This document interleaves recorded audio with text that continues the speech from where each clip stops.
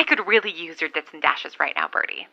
I could really use anyone to talk to. Harry and I, well, all that growth and warming up and being more vulnerable, I guess I was lulled into a false sense of calm because things finally. I didn't think we had more to say to each other, but I guess we did. It was you. It was you saying our date. Can you believe that? All of this time, everything that's happened, and it was a little jealousy over a person I question is real half the time that finally tipped Harry over. And, I'd been suspecting that she was jealous of you, but Jesus. When I told her about your message, I guess, well, I was happy. I am happy. I'm looking forward to hearing what you have to say, but she read something into it because she asked me if I'm in love with you, which is just... Don't take this the wrong way, Bertie, but that's absurd to me.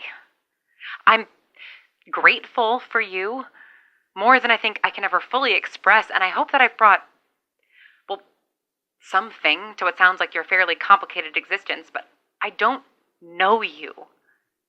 Not really. I know that you're caring and regretful and scared.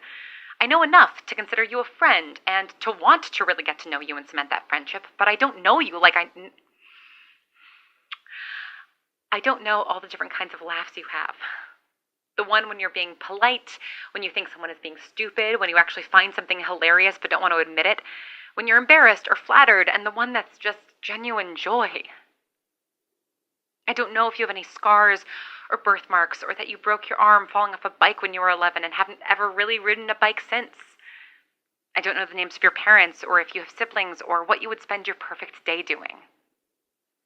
And it's not just the minutia,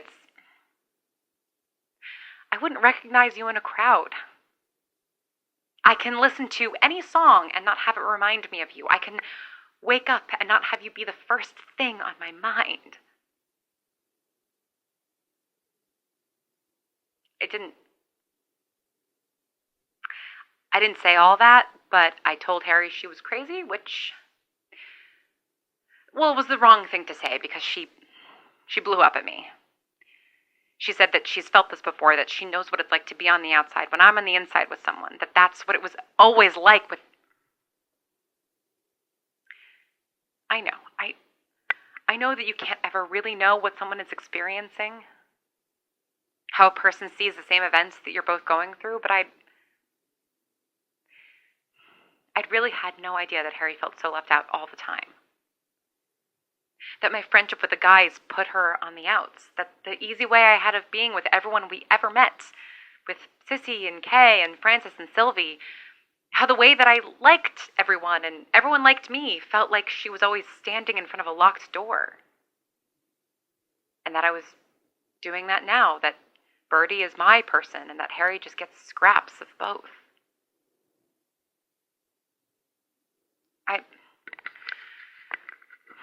Well, put some things into context, I guess. She's selfish, possessive, resentful of the fact that she had to share me with all of New York and now she has to share me with the world. She hates the fact that I spent all of that time in Pennsylvania not talking to her and then started telling every inner thought and private secret to anyone who would listen. She's jealous of you and she's jealous of my radio. And that's not me calling her selfish or possessive or any of that. That's how she put it, her exact words. And what does she want me to do with that? I didn't say anything. I just walked away and came back up here. After all, it's her turn to be the one left holding the emotional bag. I know she's listening right now. I know she's gone down to the little visitor center and turned on her radio because I know she knows that the first thing I do is get on here and talk to you. Talk to the void. Except it was never the void, was it? All this time, I left to find people, to hope I'd have someone else to talk to, and I was just talking right to Harry all the while. And that's the real truth of it. So I might as well talk straight to her right now.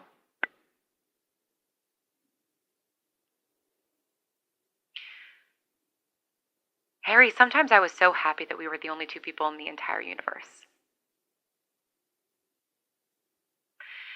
And then you told me what you did. And I found myself wishing that I'd drive out into the world and find it full of people and then come back home to tell you, and you wouldn't be there anymore. And I'd realized that it had all been some weird illusion or dream or nervous breakdown, and that the whole time I'd been holed up with you, the world kept turning and it was you that wasn't there. That you were somewhere else entirely, somewhere I'd never be able to reach. Somewhere beyond my control. I'd fantasized that I didn't have to look for you anymore because that's what I was always doing. Back in New York, back in the world, I would look for you in every room. Any party I ever went to, any museum, it didn't matter if you weren't supposed to be there, if you weren't invited. Any time I went into a new place, I'd turn and hope you'd be there. Every time you weren't was a tiny heartbreak, and every time you were was even worse. And there would be a tiny pinprick moment when I'd just get to look at you, take you in, see you out of the context of us, laughing at someone else's joke, rolling your eyes at an art critic sneaking another piece of cake. It would be a split second where I'd get to observe you exactly as you are without me. And then it'd be over because you'd somehow know I was there, and you'd look over and we'd lock eyes, and then nothing. You would look away, or I would, and eventually we'd wander into each other's orbits, but you never came straight to me. And then we lived together. We lived in the same house for 6 years, each other's only company, and I was still looking for you. I would still relish every moment that I was in a room without you realizing I was there, and every time you'd eventually notice, and you wouldn't. You might say something, maybe, but you wouldn't look back for long. You wouldn't chase me. You never chased me. Not until now. And that's the grand irony of all of this, isn't it? I kept looking for you, and the moment I left, the moment I stopped looking, you started. And try as I might, I was never really speaking to anyone but you.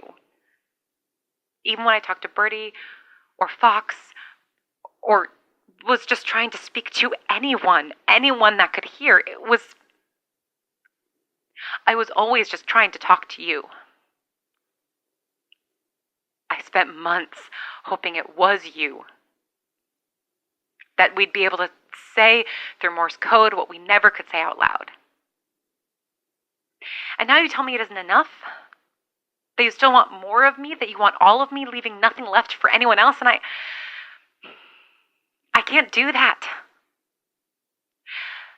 The part of me that can forgive you, however small it might seem at times, that's the part of me that wants to talk to anyone who would listen.